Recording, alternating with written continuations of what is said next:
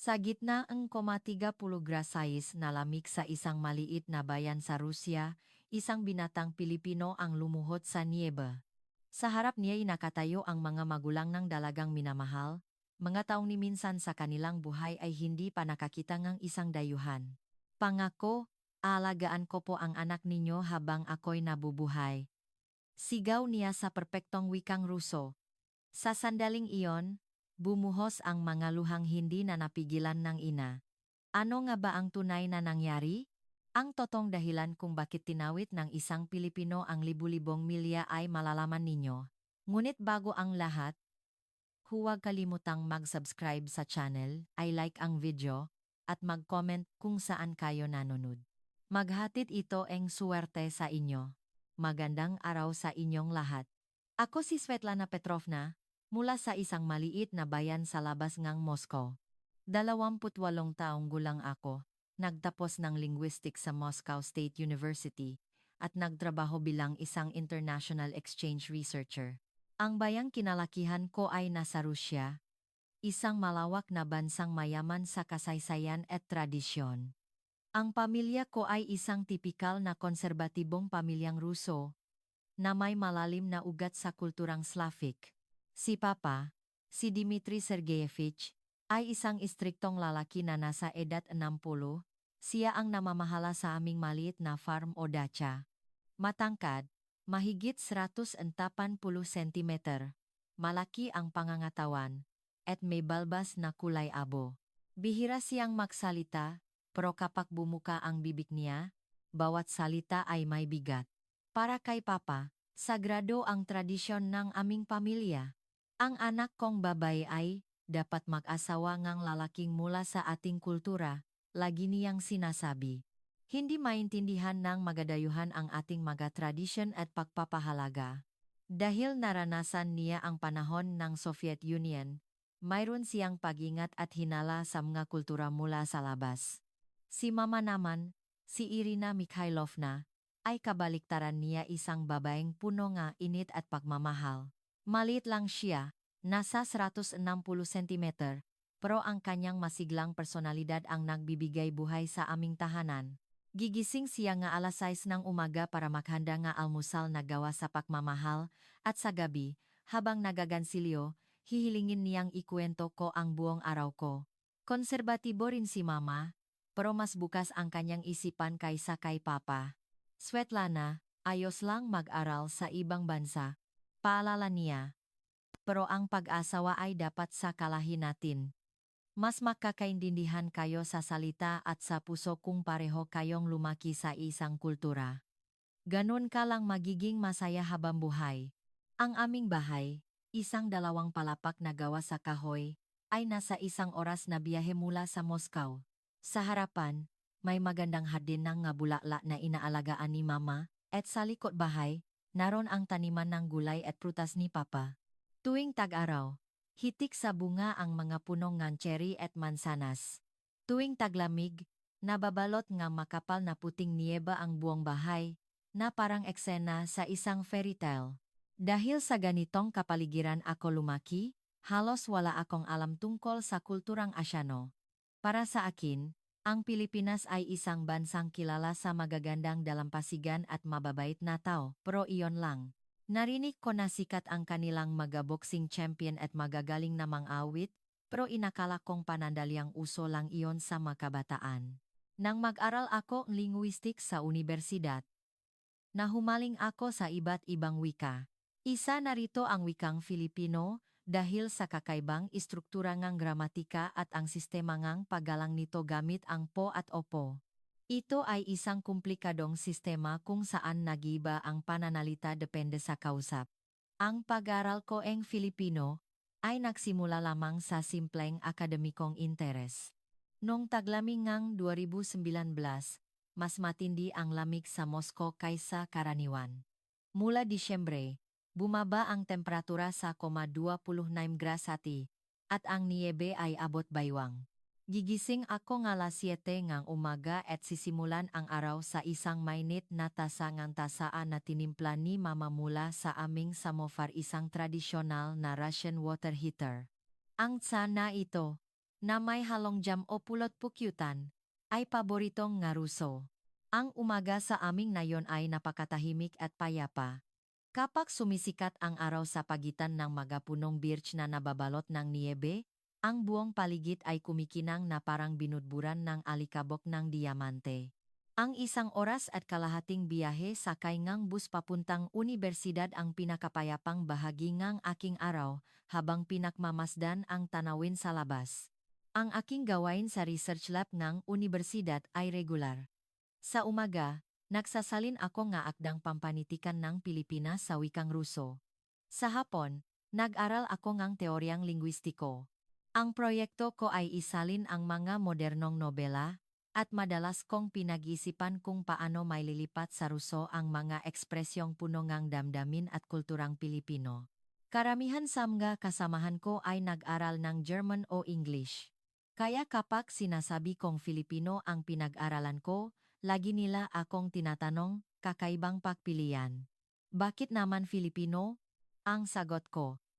Interesante ang lingwistikong katangian ng Filipino.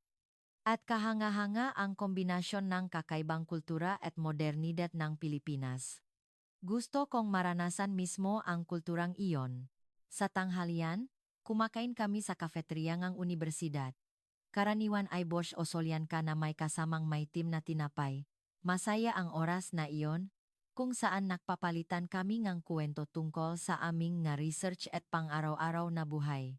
Minsan, kapag nagbabahagi ako nga mabagong ekspresyon o pakakaiba sa kultura na natutunan ko mula sa Pilipinas, namamangha sila. Sa hapon, nagbabasa ako nga aklat sa gramatika ngang Filipino o nagsasalina nga sanaysay tungkol sa kultura ngang Pilipinas. Ang paggamit ngang po at opo ay talagang komplikado. Nagbabago ang porma ngang salita depende sa edad, katayuan sa lipunan, at lapit ngang relasyon. Mayroon din kaming formal na pananalita sa Ruso, pero hindi ito kasing detalyado. Alas 6 na gabi, uwi na ako. Dahil taglamig, madilim na pagsapit nega alas 4, kaya gabi na pagdating ko sa bahay.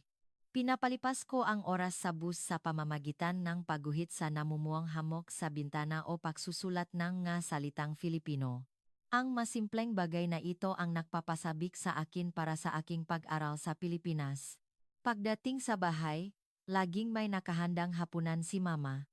Svetlana, kumusta ang araw mo? Mayos ba ang research? Tanong niya. Gustong malaman ang lahat nangyari. Ang hapunan ang pinakamahalagang oras para sa aming pamilya. Kahit pagod na si Papa mula sa bukit, nakikinig siyang mabuti sa magwento ko. May bago ka bang nalaman tungkol sa Pilipinas? Anong klaseng matao raw sila? Tanong niya. Sa kabilangang pagiging masungit, interesado talaga siya sa mga ginagawa ko. Pagkatapos ng hapunan, magtitipon kami sa sala, inom ng at manonood ng TV. Kadalasan ay balita o dokumentaryo, pero kapag may balita tungkol sa Pilipinas, lahat kami ay nakatutok. Isang araw, noong Setyembre, isang balita ang nagbago sa takbo ng aking buhay. Isang anunsyo mula sa unibersidad na naghahanap ng makalahok para sa isang student exchange program sa Pilipinas. Ang programa ay may ugnayan sa isang unibersidad sa Maynila, at bawat taon, 2 estudyante ang ipinapadala sa loob ng 6 na buwan. Nang ibalita ko sa pamilya na natanggap ako, naging kakaiba ang kapaligiran sa bahay. Bagamat binabati nila ako, ramdam ko ang kanilang pag-alala. Lalo na si Papa, na laging ipinapakita ang kanyang pag-ingat sa magadayuhang lalaki. Svetlana, huwag kang masyadong makikipaglapit sa malalaking Pilipino. Ilang beses niyang sinabi. Ibang-iba ang kultura nila sa atin. Lalo na ang pagtrato nila sa mga babae. Para sa atin, pantay ang babae at lalaki, pero narinig ko na sila ay may patriarkal na pag-isip pa rin. Ang tiyuhin ko, si Boris, ay ganun din. Kapag dumadalaw siya tuwing weekend, sinasabi niya, Svetlana, mag-ingat ka sa malalaking taga-silangan. Narinig ko, bago magpakasal, napakaromantiko at mahalaga sila. Pero kapag kasal na, nagbabago raw. Itinuturing nilang pag-ari ang babae, ikinukulong sa bahay, at hindi binibigyan ng kalayaan. Punong prejudice ang mga salita niya, kahit siyang tsiyahing kong si Galina ay nagalala. Svetlana, mag-araw ka lang dong, huwag kang mag-boyfriend. Magkakaiba kayo NG kultura, magkakaproblema lang kayo. Paano kayo magsasama habang buhay kung makaiba kayo ng wika at pamumuhay? Magmasid ka lang, huwag kang masasangkot. Si Mama, bagamat nag-aalala, ay sinubukang maging positibo. Matalino ang anak ko, alam niya ang tama at mali. Mag-aral ka lang ng mabuti at bumalik ng ligtas. Pero sa tuwing nakikita niya akong nag-iimpake, hindi niya maitago ang lungkot sa kanyang mukha. Maging ang mga tao sa aming nayon ay may iba't ibang reaksyon. Ang galing mo, Svetlana. Pupunta ka sa Pilipinas para mag-aral. Isang karangalan para sa ating nayon, sabi ngang pinunong nayon.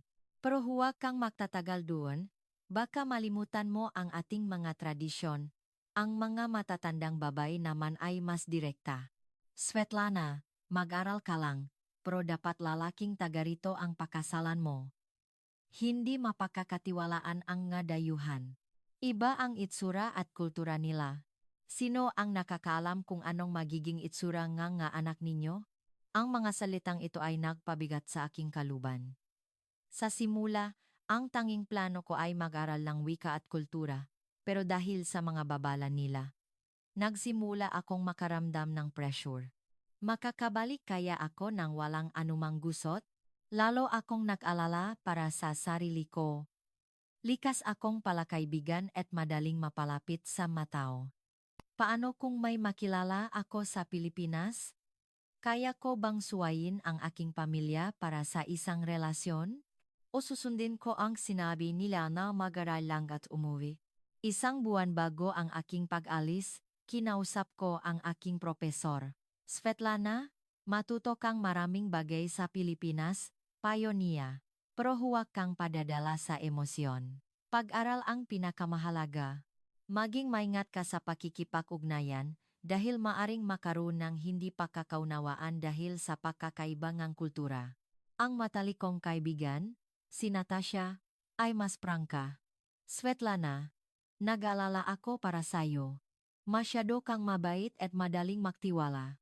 Hindi ko alam kung paano ang mga lalaking Pilipino, pero huwag mong ibibigay agad ang puso mo. 6 na buwan ka lang doon, ikaw lang ang mahirapan kung magiging komplikado ang lahat. Dahil sa maalalahaning ito, habang papalapit ang araw ng aking pag-alis, ang pananabik ay napalitan ng kaba. Gabi-gabi, iniisip ko, magiging maayos kaya ako. Paano kung mangyari ang kinatatakutan ng pamilya ko? Isang gabi, pumasok si Mama sa kwarto ko. Svetlana, may isa akong hiling. Sa Pilipinas, sino man ang makilala mo, lalo na sa malalaki, mag-isip kang mabuti.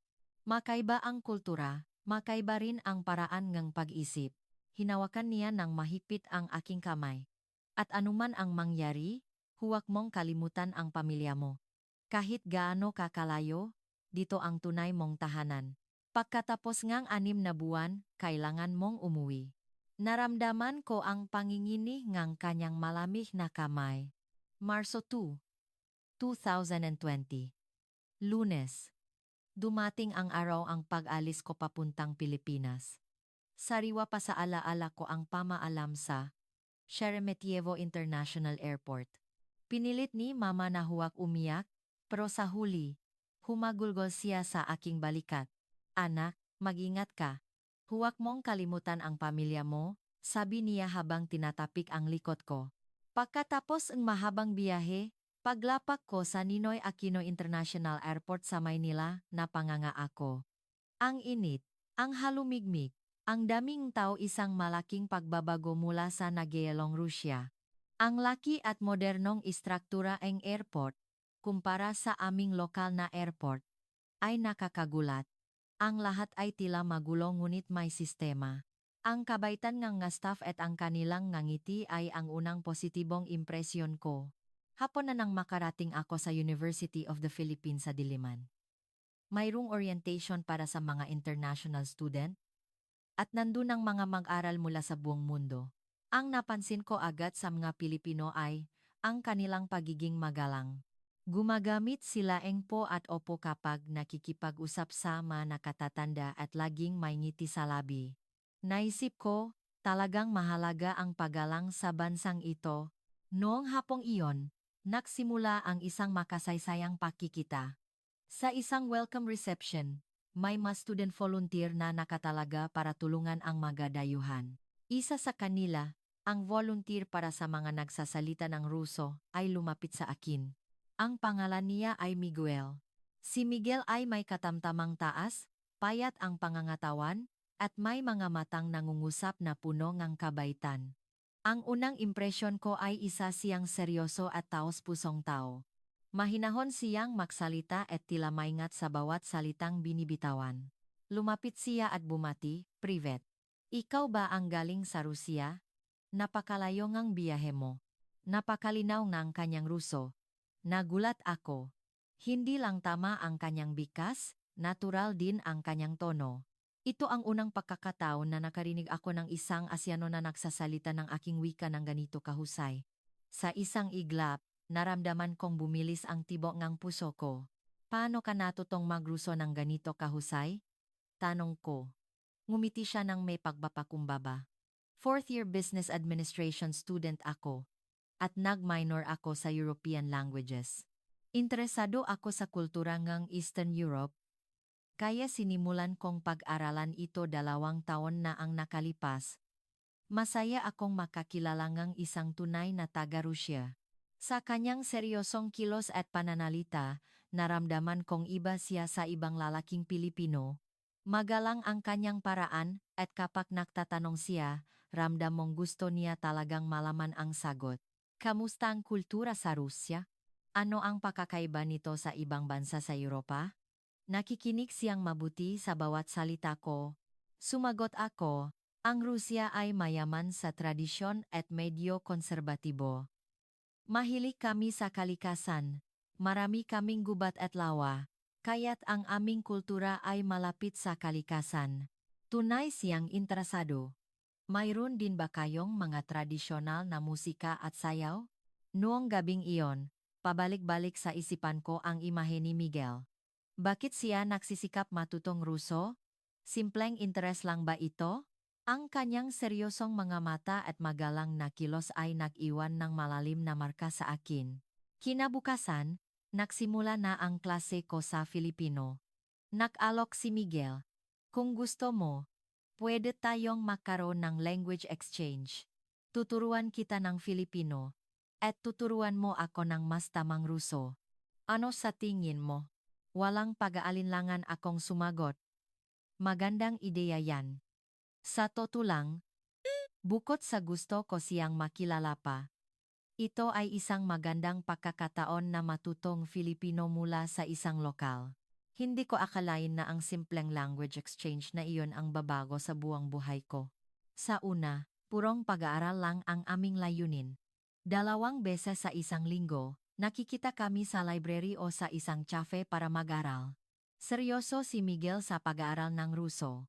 Bawat pakikita, mayroon siyang mabagong tanong at maingat na isinusulat sa kanyang notebook ang lahat ng itinuturo ko. Ipinakita rin niya ang patuloy na interes sa kultura ng Rusya. Sa tulong ni Miguel, mas naintindihan ko ang kulturang Pilipino. Hindi lang wika ang itinuturo niya, kundi pati na rin ang paraan ng pag-isip ng mga Pilipino, ang kahalagahan ng pamilya, at ang istruktura ng kanilang lipunan. Pagkatapos ang 3 linggo, nagsimula akong makaramdam ang kakaiba para kay Miguel. Siya ay isang taong maalalahanin at tapat. Higit sa lahat, ang kanyang paggalang at pagsisikap na unawain ang aking kultura ay nakakaantig ng puso. Ngunit kasabay nito, bumabalik sa isipan ko ang mababalang ang aking pamilya. Habang mas nagiging malapit kami ni Miguel, lalong gumugulo ang aking isipan. Ang dating 2 beses sa isang linggong pakikita ay naging halos araw-araw na. Pagkatapos mag-aral sa library, natural na kaming nagpupunta sa cafe para magkape at magkwentuhan. Ang pagiging maalalahanin ni Miguel ay pambihira. Kapag nahihirapan ako sa isang ekspresyong Filipino, magbibigay siya ng maraming halimbawa para mas madali kong maintindihan. Kapag may bahagi ng kulturang Pilipino na hindi ko maunawaan, ipapaliwanag niya ang kasaysayan sa likod nito. At higit sa lahat, lagi siyang nakikinig ng buong puso. Isang araw, nakasakit ako at nanatili sa dormitoryo. Biglang nag-text si Miguel. Svetlana, okay ka lang?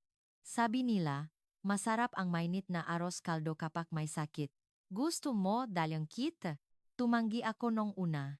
Okay lang ako, inom lang ako ng gamot. Pero pagkatapos ng isang oras, dumating siya sa dorm na may dalang thermal lunchbox na puno ng mainit na arroz kaldo. Nagulat ako. Paano mo ito niluto? Sumagot si Miguel, tumawag ako kay mama at tinanong ko ang resipe. Sabi niya, kailangan daw ng mainit at masustansyang pakain ng taong may sakit. Sa sandaling iyon, parang natunaw ang puso ko. Kahit sa Rusya, bihira akong makatanggap ng ganitong klaseng pag-alaga. Sa isa namang pagkakataon, nung nakakaramdam ako ng homesickness, sinabi ko sa kanya na namimiss ko na ang aking bayan. Nagalok si Miguel, may lugar dito sa Maynila na medyo hawig sa mga parke sa inyo. Gusto mo, puntahan natin? Dinala niya ako sa Luneta Park. Ang malawak na damuhan at manggapuno ay nagpaalala sa akin ng aking bayan. Tahimik siyang naglakad sa tabi ko. Namimiss mo na siguro ang bayan mo. Ganyan din ang nararamdaman ko minsan. Malayo sa pamilya ko sa Batangas. Ang kanyang mainit na pakikiramay ay gumaan sa aking pakiramdam. Buong hapon kaming naglakad sa parke, nag-usap tungkol sa aming na pamilya, pangarap, at mga layunin sa buhay. Habang tumatagal, lalong lumalakas ang paniniwala kong espesyal si Miguel. Hindi tulad ng ibang lalaki na naghahanap lang ng panandalyang kasiyahan o mausisa lang sa madayuhan, si Miguel ay laging naghahangat ng malalim at makabuluhang usapan. Tinanong niya ako, Svetlana, ano ang pangarap mong trabaho sa hinaharap? Sumagot ako, gusto kong maging isang linguist na mag-ugnay sa wikang Filipino at Ruso. Gusto kong pag-aralan ang pagkakaiba at pagkakatulad ng dalawang kultura para mapalalim ang pag-unawaan. Nagniningning ang kanyang mga mata. Napakagandang pangarap niyan. Ang wika ay hindi lang paraan ng komunikasyon, kundi sisitlan din ng kultura at pag-isip. Kung may taong tulad mo na mag-ugnay sa dalawang kultura, napakalaking bagay niyan. Pero kasabay nito, may mga alalahanin din. 6 na buwan lang ang programa, at mabilis ang oras. Habang lumalalim ang relasyon namin, tinatanong ko ang sarili ko kung tama bang hayaan kong mahulog ang loop ko. Sa tuwing tumatawag ako sa aking pamilya, lumalabas ang aking makahalong damdamin. Svetlana, kumusta ang buhay diyan? Okay ba ang mga kaibigan mo? Tanong ni mama. Maingat akong sumagot, opo. Mababait sila lahat. Lalo na ang isang kaibigang Pilipino na magaling makruso, malaking tulong siya. Biglang lumapit si Papa sa kamera. Boyfriend mo ba yan? Tanong niya ng direkta. Itinanji ko, hindi po. Kaibigan lang na nag-aaral kami ni Wika. Purong bag-aaral lang po. Pero kahit anong pagtanggi ko, seryoso pa rin ang muka ni Papa. Svetlana, kahit sabihin mong puro lang yan, maaring iba ang iniisip ng lalaki. Huwag kang masyadong lumapit. Huwag mong kalimutan, uuwi ka pagkatapos ng 6 na buwan. Maging ang mga kasama kong Russian exchange students ay may kanya-kanyang reaksyon. Si Natasha ay nag-alala. Svetlana, hindi ba't masyado na kayong laging makasama ng Pilipinong yan? Mag-ingat ka. Bakit naman? Tanong ko. Narinig ko, sa una lang daw magaling ang mga lalaking yan, lalo na sa mga dayuhan. Baka laro-laro lang yan para sa kanila. Ang mga salitang ito ay lalong nagpagulo sa isipan ko. Sa isang banda, nagpapasalamat ako sa kanilang pag-alala. Sa kabilang banda, iniisip ko kung may karapatan ba silang husgahan ang nararamdaman ko. Pero ang mga sandaling kasama ko si Miguel ay napakasaya. Kapag kasama ko siya, nawawala lahat ng alalahanin ko. Dinala niya ako sa iba't ibang lugar sa Maynila para ipakilala ang kanilang kultura. Pumunta kami sa Intramuros, at doon, habang tinitingnan ang nga lumang gusali, pinuri niya ako. Svetlana, napakaganda mo. Ang iyong kagandahan ay parang isang klasikong obra. Namula ako at yumuko. Ngumiti si Miguel, ang kute mo kapag nahihiya. Noong kalagitnaan ng Abril, pumunta kami sa Manila Bay para manut ng paglubok ng araw. Iyon ang pinaka hindi ko malilimutang araw. Sa ilalim ng kulay kahel na langit, maingat na sinabi ni Miguel, Svetlana, gusto ko sanang magtapat. Sa simula, language exchange lang ang habol ko. Pero ngayon, ang mga sandaling kasama kita ang pinakamasayang bahagi ng araw ko. Bumilis ang tibok ng puso ko. Ako rin, Miguel. Masaya ako kapag kasama kita. Pero, paano napakatapos ng 6 na buwan? Babalik na ako sa Rusya. Mula nun, naging kakaiba ang aming relasyon. Alam naming may nararamdaman kami para sa isa't isa, pero dahil sa kawalan ng katiyakan sa hinaharap, hindi namin lubusang mabuksan ang aming nga puso. Habang tumatagal, lalong nagiging komplikado ang lahat. Habang lumalalim ang relasyon namin ni Miguel, lumalakas din ang Miguel alalahanin at pagtutol mula sa aming paligid. Lalo na ang reaksyon ng mga kasama kong exchange students mula sa Russia, na unti-unting naging negatibo. Isang ara, kinausap ako ni Natasha. Svetlana, sa totoo lang, parang naliligaw ka ng landas. Halos araw-araw kayong makasama ngang Pilipinong yan. Hindi na yan simpleng pakakaibigan. Ipinagtanggol ko ang sarili ko. Anong sinasabi mo? Nag-aaral lang kaming wika at kultura. Pero umiling si Natasha. Svetlana, tingnan mo ang sarili mo. Kapag nababanggit ang pangalan niya, nagniningning ang mga mata mo, in love ka na. Sumang-ayon si Katrina, nag-aalala rin ako. Alam mo ba ang ugalingang nga lalaking taga-silangan? Sa una lang sila romantiko at maalaga. Taktika lang nila yan. Kapag nakuha na nila ang loob mo, magbabago na sila. Ang pinakamalaking problema ay ang mga video call sa pamilya ko. Svetlana, iba ang itsura mo ngayon. May problema ba? Tanong ni Mama. Nagulat ako. Kahit sa video call, napapansin niya ang pagbabago sa akin. Wala po, Mama. Medyo mahirap lang ang pag-aral. Iyon ang palusot ko, pero hindi ko naloko si Mama. Hindi ko na kayang itago, kaya't dahan-dahan akong umamin. Mayroon po akong kaibigang Pilipino. Boyfriend ko po. Mabait po siya. Tinutulungan niya ako sa pag-aral at sa pag-unawa ng kultura nila. Sa sandaling iyon, nakita ko si Papa na lumapit sa screen. May ibinulong si Mama sa kanya. Agad na tumigas ang mukha ni Papa. Svetlana, itigil mo na ang pakikipakita sa lalaking yan ngayon din. Nagulat ako sa lakas ng boses niya. Bihira siyang magalit ng ganun. Papa, bakit po? Hindi niyo pa nga po naririnig ang lahat. Hindi ko na kailangang marinig. Binalaan na kita, di ba? Huwag kang makikipaglapit sa mga dayuhan, lalo na sa mga Asyano. Pero mabuting tao po si Miguel. Malalaman niyo po kapag nakilala niyo siya. Miguel? Alam mo na pala pati pangalan? Svetlana, hindi mo ba nakikita kung gaano kapeligroso ang sitwasyon mo? Ang tawag na iyon ay nagtapos sa samaan ng loob. Nagbigay ngang ultimatum si Papa. Bigyan kita ngang 2 linggo. Tapusin mo na yan at mag-focus ka sa pag-aral. Kung hindi, pauwing kita agad. Sumagot ako, hindi niyo po naintindihan ang nararamdaman ko. Bakit po kayo ganyan kadiktador? Makalipas ang ilang araw, lalo pang lumala ang sitwasyon. Nakatanggap akong tawag mula sa aking propesor sa Rusya. Svetlana, tumawag ang mga magulang mo. Sinabi nilang hindi ka na makapag-focus sa pag-aral dahil sa lalaki. Totoo ba yon? Gulat na gulat ako. Hanggang sa propesor ko, umabot na ang balita. Hindi po totoo yan, profesor.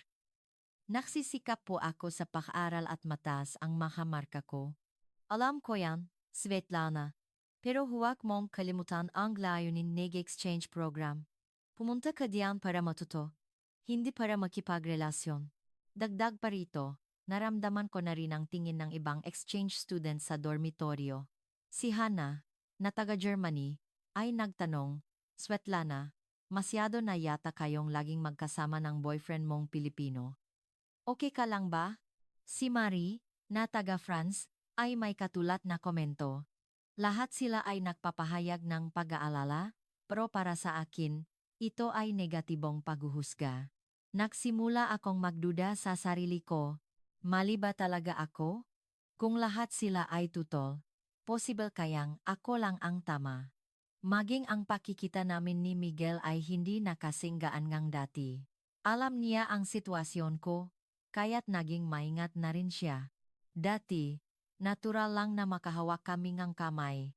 Ngayon, pati iyon ay pinag-isipan na.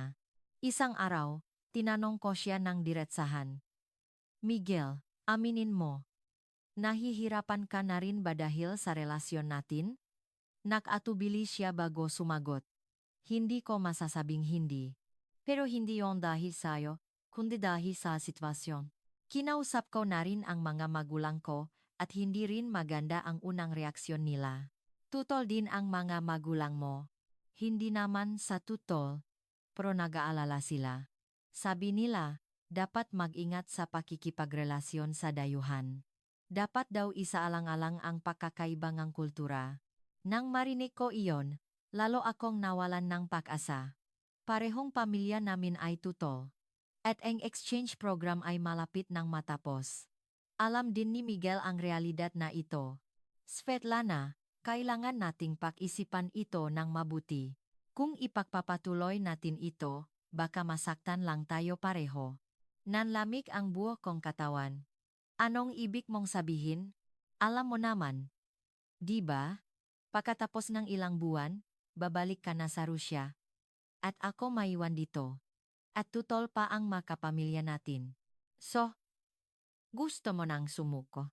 Nanahimik siya sandali, hindi sa sumusuko. Pero gusto kong maging mas maingat tayo. Nung araw na iyon, nakaroon kami ngang unang malaking pag-away. Nagiwalay kami na may samaan ng loop at hindi nag-usap ng ilang araw.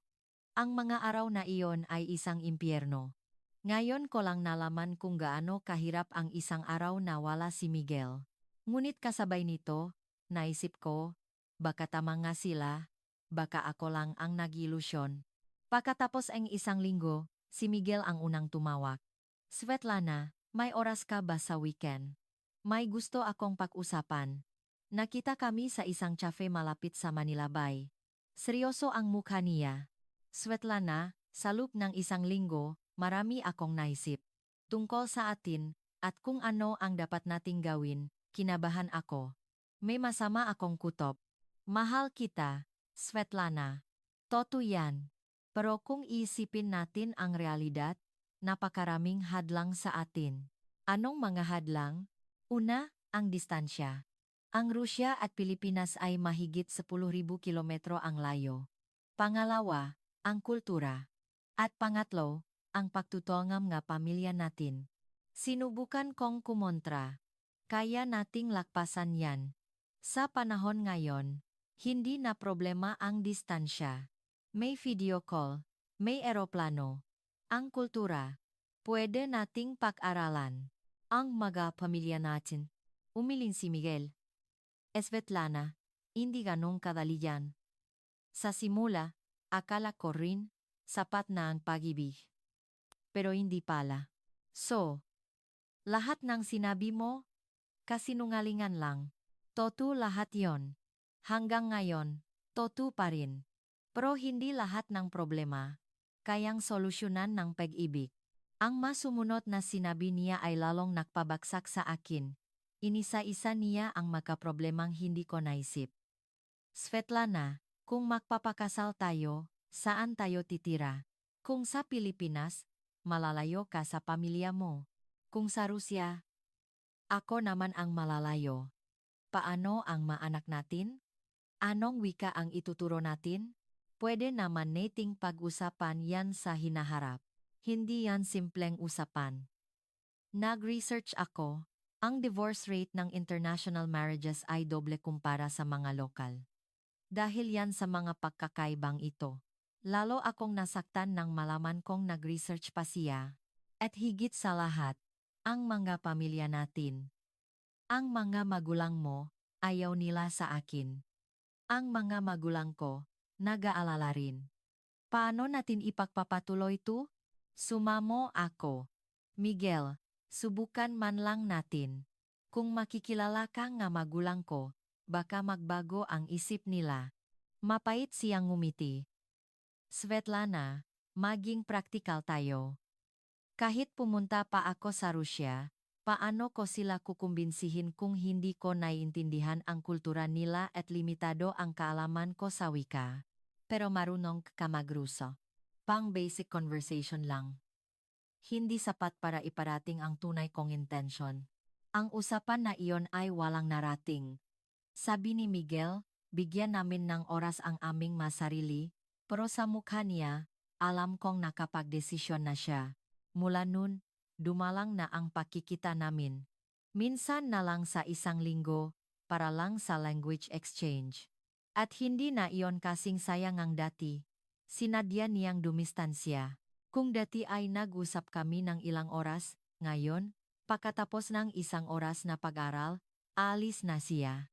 Ang pinakamasakit ay ang pagbabagong kanyang ugali. Hindi na siya nagtatanong tungkol sa araw ko.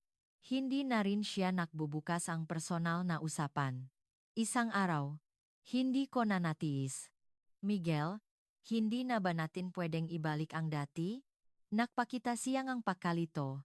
Svetlana, kung masyado tayong magiging malapit, mas mahihirapan lang tayong magiwalay.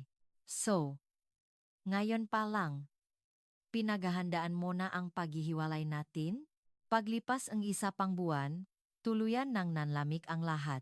Pati ang language exchange ay naging formal na lang. Wala na ring personal na komunikasyon. Sabi nga kaibigan ko, ngayon, natauhan ka na. Sinabi na namin sa'yo. Diba? Lalo lang akong nanlate. 2 buwan na lang ang natitira sa programa, pero parang nawalan na ngang saysay ang pananatili ko sa Pilipinas. Ang dating pananabik ay napalitan ng pagnanais na umuwi na lang. Agosto 15, 2020. Araw ngang pag-uwi ko. Habang pasakay nga eroplano sa Naya, isang bahagi ngang puso ko ang umaasa na darating si Miguel para pigilan ako. Pero hindi siya dumating. Umuwi akong dala ang panghihinayang at kabiguan. Ang unang pagsubok ko sa pag-ibig ay isang ganap na pakabigo. Pagbalik ko sa Rusya, 1 buwan akong lugmok sa kalungkutan at pagsisisi. Gabi-gabi, tinatanong ko ang sarili ko, naging tanga ba ako, nawalan akong tiwala sa sarili. Mali ba ang pakakilala ko sa tao? O masyado lang akong naging simple mag-isip? Ang lahat ng ipinakita ni Miguel ang pag-aalaga, ang malalalim na usapan, ang masalitang mahal kita toto ba ang lahat ng iyon? O ako lang ang nag-ilusyon? Ang pinakamasakit ay ang unti-unti niyang pagbabago. Noong una, tila toto ang pagmamahal niya. Pero nang dumating ang mga problema, unti-unti siyang umatras. Ganyan pala ang mga lalaki. Kapag mahirap na, mas pipiliin nila ang realidad kaysa sa pag-ibig, mapait kong naisip. Pero inaalala ko rin ang mga sinabi niya. Ang mga sandaling kasama kita ang pinakamasaya, mahal kita, toto yan. Toto ba ang mga iyon, o nagbago lang ang isip niya? Ang pinakamatindi ay ang gipagidududa ko sa sarili. Masyado ba akong ginaging inocente? Ganito ba talaga kakomplikado ang international love? Sabi nga kaibigan ko, sinabi na namin sa iyo, di ba? Hindi magtatagal yan. Lalo akong nanliit. Baka nga tama sila. Ako lang ang nabuhay sa isang panaginip. Pero sa isang sulok nege puso ko, nanatili ang pananabik para kay Miguel. Naging mabigat na rin ang video ko sa pamilya. Svetlana, mas masigla ka na ngayon. Mas mabuti talaga kapag sa pag-aaral ka lang nakatuon, sabi ni Mama. Pilit akong gumiti. Opo, marami po akong natutunan. Si Papa naman, mas direkta. Tapos na talaga ang issue sa Pilipinong yon, di ba? Tama ang sinabi ko. Mahirap talagang makipagrelasyon sa ibang lahi. Nasasaktan ako sa tuwing naririnig ko iyon. Ayokong aminin na tama siya. Isang gabi, isinulat ko sa aking diary. 6 na linggo na mula nung nahiwalay kami ni Miguel. Sa una, galit. Tapos, lungkot. Ngayon, wala na. Parang panaginip lang ba ang lahat? Hindi na mahalaga kung totoo o hindi ang pagmamahal niya. Ang mahalaga, hindi kayang magpatuloy ang relasyon namin. Lahat sila tutol, at sa huli, sila ang tama. Ako lang ang naniwalang posible. 1 buwan pa ang lumipas. Sinubukan kong bumalik sa normal. Isang magandang karanasan na rin yon. Gumaling ako sa Filipino, at lumawak ang pananaw ko, sabi ko sa sarili. Pero sa kaibuturan ng puso ko, may maliit na ningas ng pag-asa. Hindi pa tapos ang lahat. Baka may himalang mangyari. Sa gitnang aking ordinaryong araw sa Rusya, hindi ko inakalang may isang pambihirang pangyayari na magaganap. Nung panahong sumuko na ako, ang tadhana pala ay may inihahandang isang malaking sorpresa. At ang sorpresang iyon ay dumating nung umaga ng Setyembre 20, isang Sabado. Setyembre 20, Sabado. Mahimbing akong natutulog nang marinig ko ang nakmamadaling boses ni Mama. Svetlana. Svetlana. Bumaba ka dali. May bisita ka. Kakaiba ang tono niya kaya't nakmadali akong bumangon. Nakapajama pa ako nang lumabas ng kwarto. At doon, isang di kapanipaniwalang tanawin ang bumungat sa akin. Sa may pintuan, isang lalaking asyano ang nakatayo, may hawak na malaking maleta. Hindi ako makapaniwala. Panaginip ba to? Nang iangat niya ang kanyang muka at maktama ang aming mamata, halos tumigil ang paktibok ng puso ko. Si Miguel. Si Miguel, na lumipat ng mahigit 10,000 kilometro, ay nakatayo sa harap ng aming bahay. Kita sa mukha niya ang pagod sa biyahe. Sa nanginginig na Ruso, magalang siyang bumati. Здравствуйте. Ako po si Miguel. Pumunta po ako mula sa Pilipinas para makita si Svetlana. Gulat na gulat sina Mama at Papa. Mabilis na tumigas ang mukha ni Papa. Si Mama naman ay hindi malaman ang gagawin, pabalik-balik ang tingin sa amin ni Miguel. Sino siya? Bakit siya nandito? Tanong ni Papa. Sumingit ako, Papa, siya po yung kaibigan ko sa Pilipinas. Pero ang salitang kaibigan ay tila hirap lumabas sa aking bibig. Yumuko ng malalim si Miguel. Paumanhin po sa biglang pagdating. Nandito po ako dahil seryoso po ako kay Svetlana. Gusto ko pong formal na hinggin ang basbas ninyo. Sa sandaling iyon, tumahimik ang buong sala. Lalo pang tumigas ang mukha ni Papa. Svetlana, anong ibig sabihin nito? Tanong ni Mama. Ako man ay litong-lito. Si Miguel, pupunta sa Rusya para hingin ang basbas ng mamagulang ko? Hindi ko ito inasahan. Nagsimulang magalit si Papa. Anong sinasabi mo? Kukunin mo ang anak ko. Sinubukang pakalmahin ni Mama ang sitwasyon. Dimitri, papasukin muna natin siya at megusap. At niin, nakapasok si Miguel sa aming bahay. Tila surreal na makita siyang nakaupo sa aming sala. 1 buwan lang ang nakalipas, akala ko tapos na ang lahat. Ngayon, nasa harap ko na siya. Maingat na nagsalita si Miguel. Muli, paumanhin po sa abala. Ngunit gusto ko pong personal na iparating sa inyo ang nararamdaman ko para kay Svetlana. Malamig na sumagot si Papa. Binata, hindi ko alam kung ano ang iniisip mo, pero wala kaming planong ipadala ang anak namin sa ibang bansa. Gino, hindi ko po layuning ilayo si Svetlana. Kahit saan po kami tumira, ang gusto ko lang pong ipangako ay alagaan ko siya habang buhay. Dun, nagpakita ngang counting interest si Mama. Ano ba talaga ang relasyon ninyo ng anak ko? Tumingin sa akin si Miguel at buong katapatang sumagot. Mahal ko po si Svetlana. Nagsimula po kami bilang makaibigan sa language exchange, pero habang tumatagal, Naging totoo po ang nararamdaman ko. Lalong nagalit si Papa. So, niloko mo ang anak ko. Ngunit ang nakakagulat ay kung gaano kahanda si Miguel. Bago siya pumunta, ilang buwan siyang nag-aral ng Ruso at nagsaliksik tungkol sa aming kultura at tradisyon. Alam ko po kung gaano kaganda ang Rusya. At natutunan ko po kung gaano kahalaga ang pamilya sa inyo. Ang unang hapunan ay napaka-awkward. Pero namangha kami nang makitang alam ni Miguel ang tamang asal sa pagkain ng ngaruso. Nagbigay galang siya sa mga nakatatanda at ginamit ang dalawang kamay sa pagsasalin ng inumin. Matapos tikman ang blini na luto ni Mama, sinabi niya, napakasarap po.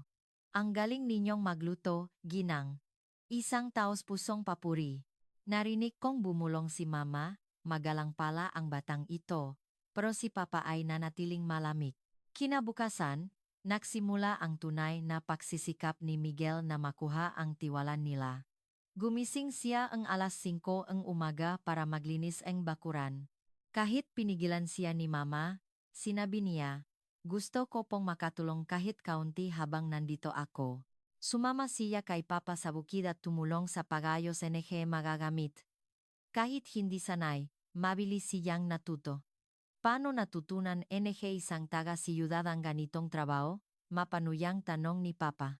Mapakumbabang sumagot si Miguel, nakatulong na rin po ako sa farm ng mga magulang ko sa Pilipinas. Totoo nga, ang pamilya ni Miguel ay may maliit na farm sa Batangas, kaya't hindi siya lubusang banyaga sa gawaing bukit. Unti-anting lumambot ang ekspresyon ni Papa. Ang pinakakahanga-hanga ay ang ipinakita niyang paggalang kay Mama. Araw-araw, pumupunta siya sa palengke para bilhan si Mama nga paborito nitong bulaklak. Sa una, nailang si Mama, pero kalaunan, naramdaman niya ang sinseridad ni Miguel. Sa hapunan, kinakain ni Miguel ng may gana ang mga tradisyonal na pagkaing Ruso. Habang kumakain ng borscht, sinabi niya, nami-miss ko na po ang lasang ito.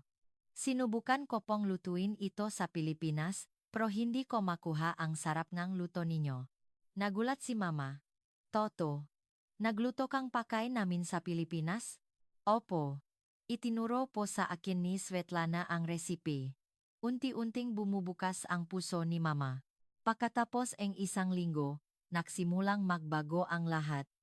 Ang kanyang sinseridad at kasipagan ay dahan-dahang nagpapalambot sa puso ng aking pamilya. Lalo na si Papa. Isang araw, tinanong niya si Miguel, talaga bang nagtrabaho ka na sa bukit? Ipinaliwanag ni Miguel na 10 taon nang may farm ang kanyang ama sa Batangas. Mula pagkabata, tumutulong na siya tuwing bakasyon. Alam niya kung gaano kahirap ang pagsasaka. Sa pag-uusap na ayon, sila nagkaroon silang koneksyon. Pero hindi lang doon natapos si Miguel. Mayroon siyang konkretong plano para sa aming kinabukasan. Isang gabi, ipinaliwanag niya ito. Ginoo, ginang, seryoso po ako sa kinabukasan namin ni Svetlana. Una, handa po akong manirahan dito sa Rusya kung iyon ang gusto niya. Pangalawa, kung magpapakasal kami, dadalaw kami dito 2 beses sa isang taon. Pangatlo, tuturuan namin ang aming nga anak ng Filipino at Ruso para hindi nila makalimutan ang kanilang mga ugat. Nagulat si Mama. Totoo ba yan? Opo. Pangako po. At nagsaliksik na rin po ako nga posibleng trabaho dito. Maraming kumpanyang Hapon ang nag-expense sa Eastern Europe at kailangan nila ngang makonsultan. Pwede rin kaming magtayo ang negosyong pangkalakalan sa pagitan ng Pilipinas at Russia. Nagpakita siya ang nga dokumento. Mayroon siyang business plan. Ang nga kumpanya sa Pilipinas ay naghahanap ang nga bagong merkado. Ang aking kaalaman sa international business at Ruso ay magiging malaking tulong. At dahil si Svetlana ay isang linguist, pwede kaming magtulungan. Namangha ako. Hindi lang ito emosyon. Pinahandaan niya talaga ang lahat. At higit sa lahat, iginagalang ko po ang kulturang Ruso. Patuloy po akong mag-aral ng inyong wika at kasaysayan. Naglabas pa siya ngang libro tungkol sa kasaysayan ng Rusya. Ramdam na ramdam ang kanyang sinseridad. Napakalalim mag-isip ng batang ito, sabi ni Mama. At gusto ko pong suportahan ang pangarap ni Svetlana bilang isang linguist. Pwede kaming magtayo ng negosyo kung saan ako sa business side at siya sa academic side. Isang makabuluhang pagsasama. Sa puntong iyon, hindi ko na napigilan ang aking emosyon. Hindi niya lang inisip ang aming relasyon, kundi pati na rin ang aking mga pangarap. Madaling sabihin yan, pero mahirap gawin, sabi ni Papa. Kaya po ako nandito. Gusto ko pong ipakita sa gawa, hindi sa salita. At nakausap ko na rin po ang mga magulang ko. Noong una, nag-alala sila. Pero ngayon, sinusuportahan na nila kami. Gusto na rin nilang makilala si Svetlana at bumisita dito. Itinawag ni Miguel ang kanyang mga magulang sa video call. Mula sa Batangas, bumati sila sa amin sa Sirang Ruso. Zdrastuyte. Narinig po namin na nakahanap ng mabuting babae ang anak namin. Mamahalin po namin si Svetlana na parang tunay na anak, sabi ng kanyang ina. Doon na bumigay ang aking mga magulang. Totoo pala ang sinasabi nila, sabi ni Mama habang pinupunasan ang mga luha. Maging si Papa ay lumambot na. Binata, naiintindihan ko na ang puso mo. Sa ikalawang linggo ni Miguel, tuluyan nang nagbago ang pananaw ng aking pamilya at maging ng aming nayon. Ngunit hindi pa tapos ang nga pagsubok. Nang malaman ng buong nayon ang plano ni Miguel, nagsimulang lumabas ang mga negatibong komento. Isang dayuhan ang kukuha sa ating dalaga. Paano kung makaproblema sila? Sino ang sasagot? Ang pinakamatinding pagtutol ay nakmula kay Tio Boris, ang pinakakonserbatibo sa aming nayon. Kahit gaano pa siya kabait, makaiba ang kultura. Makakaroon ng gulo sa huli. Mahihirapan lang si Svetlana. Nakarating ito kay Papa. Kinausap niya si Miguel. Miguel, alam kong mabuti kang tao. Pero marami pa ring nag-aalala. Sigurado ka bang mapapasaya mo ang anak ko habang buhay? Seryosong sumagot si Miguel. Opo, Gino. Pero hindi ko po ito magagawa mag-isa. Kailangan ko pong tulong ni Svetlana at ng suporta ng parehong pamilya. Ipinakita niya muli ang kanyang business plan. Ngayon ay may kasama ng paunang kasunduan mula sa kumpanya sa Pilipinas na interesadong mag-angkat ng produkto mula sa Rusya. Pero ang pinakamatinding pagsubok ay dumating sa ikatlong linggo. Isang umaga, dumating ang pinuno ng aming nayon. Dimitri, may seryosong problema. May tumawag daw sa pulisya. Isang report na may dayuhang matagal nang naninirahan sa isang pribadong bahay. At ang nakreport, isang taga-nayon din, si Tio Boris. Kinagabihan, mas lumala ang sitwasyon. Dumating ang mga pinakarespetadong matatanda sa nayon. Dimitri, naparito kami dahil nag-alala na ang buong nayon, sabi ngang isa. Kumakalat ang sismis na kukuning ng dayuhan ang ating dalaga. May mga sabi-sabi pa na ang mga lalaking Asyano ay parang alipin kung itrato ang mga babae. Sinubukang magpaliwanag ni Miguel, pero hindi sila nakinig. Ang hatol nila, mas makabubuting umuwi na ang binata. At si Svetlana, dapat mag-asawa ngang taga rito. Nag-init ang ulo ko, pero pinigilan ako ni Mama. Ang pinakamasakit ay ang reaksyon ni Papa. Sa harap ng pressure mula sa buong nayon, tila sumuko siya. Miguel, pasensya na. Gusto kitang tanggapin, pero buong nayon ang tutol.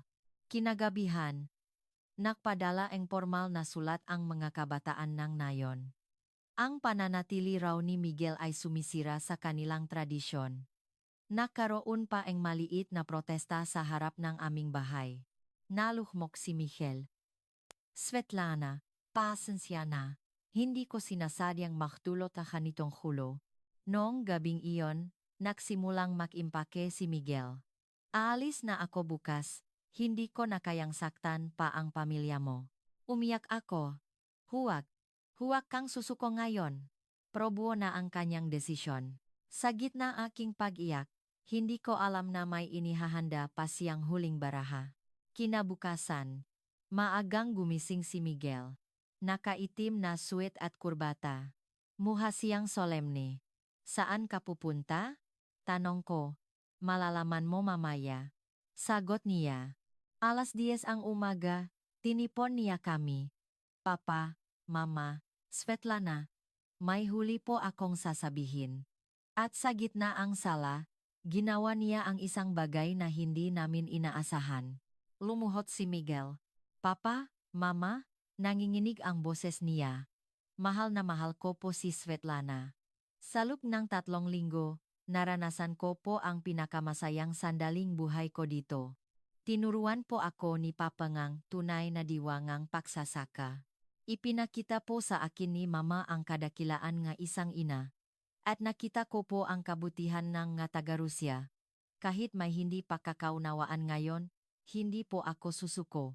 Tumayo ka diyan, Miguel, sabi ni Papa. Pakiusap po. Pakinggan niyo ang huli kong hiling. Bigyan niyo po ako ng 1 oras. 1 oras lang po para ipakita sa buong nayon ang tunay kong hangarin.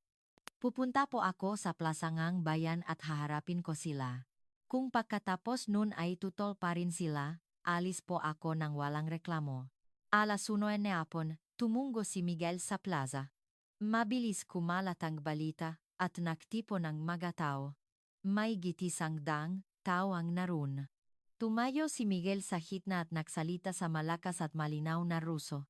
Magandang araw po sa inyong lahat. Ako po si Miguel, mula sa Pilipinas. Nandito po ako para iparating sa inyo ang nilalaman ng aking puso. Ikinuwento niya ang lahat. Kung paano kami nakakilala, kung bakit siya napunta sa Rusya, at kung ano ang tunay niyang intensyon. Mahal ko po si Svetlana. Pero hindi lang po iyon. Minahal ko na rin po ang Rusya. Ang magandang bansang ito, at ang mabubuting taong tulad ninyo. May sumiga. Kung ganun, bakit mo kukunin ang aming Svetlana? Tumingin si Miguel sa kanya at matatak na sumagot.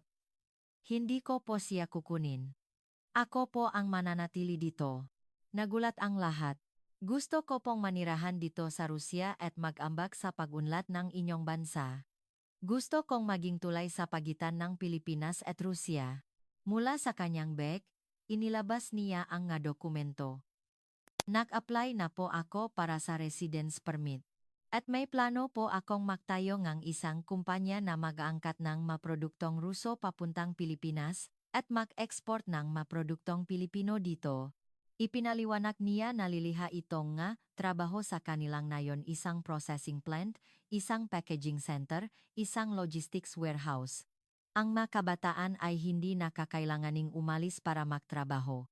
Biglang nagbago ang mga mukhang matao, lalo ng mga magulang na may mga anak na nagtatrabaho sa malayo. Sa huli, sinabi ni Miguel, nangangako po ako. Kung tatanggapin ninyo ako bilang isa sa inyo, habang buhay po akong maninilbihan sa nayong ito. At palalakihin po namin ni Svetlana ang aming mga anak bilang tunay na mamamayan ng Rusya. At muli, lumuhod siya sa harap ng lahat. Pakiusap. Bigyan ninyo po ako ng pagkakataon. Tumahimik ang buong plaza. Ang katahimikang iyon ay parang walang hanggan.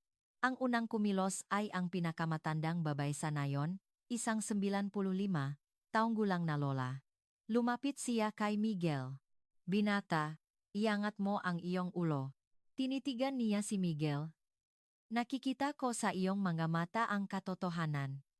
Sa habangang buhay ko, marami na akong nakilalang tao. At masasabi kong isa kang mabuting tao. Nagbulungan ang matao. Ang lola na iyon ay ang pinakarespetado sa lahat. Tumayo ang pinuno ngayon. Totoo ba ang business plan na sinasabi mo? Ipinakita ni Miguel ang mga paunang kontrata mula sa 3 malalaking kumpanya sa Pilipinas. Ipinakita niya rin ang isang sulat ng paunang pag-aproba mula sa gobyerno ng Rusya para sa mga dayuhang mamumuhunan. Naktanong ang makakabataan. Totoo po bang makakaroon kami ng trabaho dito? Opo. Pangako. Sa unang taon, hindi bababa sa 50 trabaho ang maliliha. Kahit si Tio Boris ay tila natinag. Paano ang ating tradisyon? Ginu. Hindi ko po layuning sirain ang inyong tradisyon. Nais ko po itong pagyamanin at ipakilala sa Pilipinas. Ang inyong sining, pakain, at musika. Maging ang paringang na yon ay lumapit. Iginagalang mo ba ang aming relihiyon? Opo, Padre. Bagamat ako'y isang Katoliko, naniniwala po akong lahat ng relihiyon ay nagtuturo ng pag-ibig at kapayapaan. Sa sandaling iyon, nagsimulang pumalakpak ang makakabataan. Tama si Michal.